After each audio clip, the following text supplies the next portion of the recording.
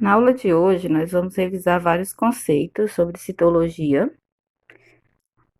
A citologia, como já foi falado anteriormente, é o estudo da célula. Ela começou por meio dos estudos de Robert Hooke. Robert Hooke foi o primeiro cientista a observar uma célula. Ele teve influências de Zacharias Janssen e seus filhos, que eram fabricantes de óculos. Robert Hooke ele se utilizou dessa mesma tecnologia para construir o primeiro microscópio. Robert Hooke é considerado o pai da citologia. Sobre a teoria celular, nós temos três nomes muito importantes: Matthias Schleiden, Theodor Schwann e Rudolf Virchow. Os três falaram que todos os seres vivos, exceto os vírus, eram formados por células. E ainda acrescentaram que todas as células são originadas de outras células pré-existentes. Com relação aos microscópios, nós podemos citar dois tipos básicos: o microscópio óptico e o microscópio eletrônico. Com relação aos seres vivos, eles possuem algumas características, entre elas a composição química, o metabolismo, crescimento, a hereditariedade, a reprodução, a evolução e a interação com o ambiente. A organização celular desses seres vivos, ela pode ser classificada de dois modos. Primeiro, quanto à presença da carioteca, nós temos os eucariontes, e quanto à ausência da carioteca, nós temos os procariontes. Na prática, os organismos eucariontes são os protozoários, os animais, as plantas e os fungos. E os organismos procariontes, nós temos as bactérias. Em relação à quantidade de células, os seres se dividem como unicelulares. Tá? Nós temos os micro-organismos, que são as bactérias, os fungos e os protozoários. E os multicelulares, que são animais, plantas e alguns protozoários. Os vírus, eles são seres acelulares, ou seja, os vírus eles não possuem células e são parasitas. A gente chama de parasita obrigatório intracelular.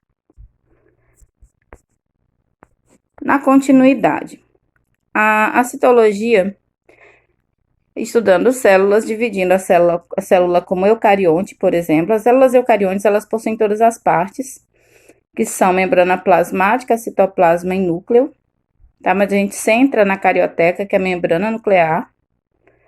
A célula procarionte, ela é incompleta, ela não possui carioteca, no entanto, ela possui membrana e citoplasma. E a célula vegetal, que é uma célula eucarionte, que além da membrana, citoplasma e núcleo, ela também possui a parede celular. Citoplasma.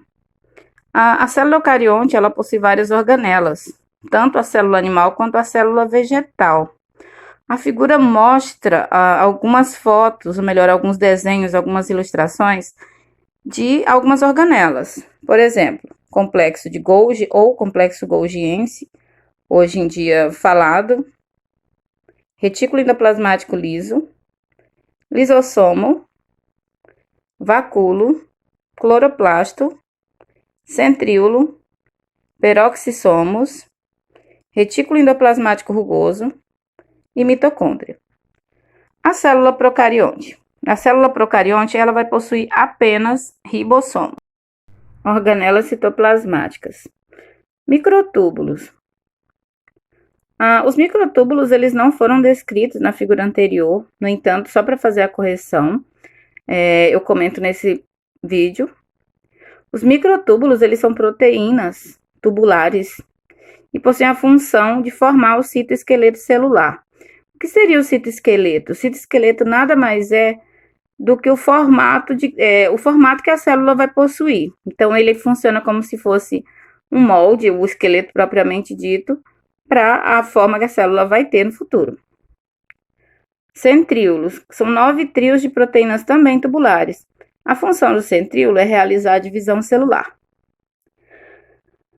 Ribossomos, são células elipsoides constituídas de RNA ribossômico e proteínas. A função do ribossoma, a principal função, é fazer a síntese ou fabricar proteínas. Síntese é um sinônimo de fabricar.